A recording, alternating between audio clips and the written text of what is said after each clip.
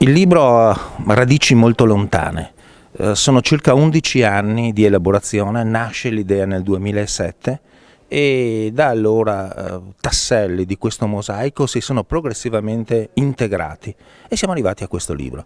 È un libro che è il quinto volume della collana Medievalia dell'editore Antiglia di Treviso, è una collana che si occupa di studi medievistici che io dirigo ed è un volume molto particolare perché è un volume di storia assolutamente anomalo.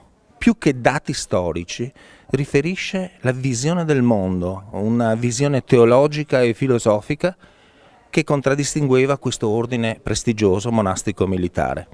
Quindi è un libro che, in un panorama sterminato di letteratura sui Templari, è per certi aspetti assolutamente un unicum, perché parla di filosofia, di ideologia templare.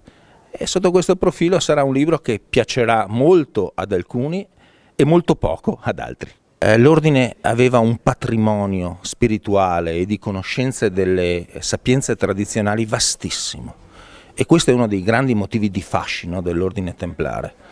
Di certo una delle croci dei Templari è stata tutta la pseudo-letteratura di bassissimo livello, misteriosofico dico io, o pseudo-esoterico, che si è sviluppata. Il 90, per non dire il 95% di tutta la produzione letteraria sui Templari è fortemente discutibile, sia per l'ancoramento dubbio ai dati storici, sia proprio per un approccio che molto spesso è svincolato da qualsiasi logica. In realtà noi qui abbiamo cercato di fare un lavoro di ricerca sulla visione del mondo templare, rimanendo coi piedi ben ancorati nelle fonti, perché soltanto in questo modo si può fare della ricerca storiografica seria.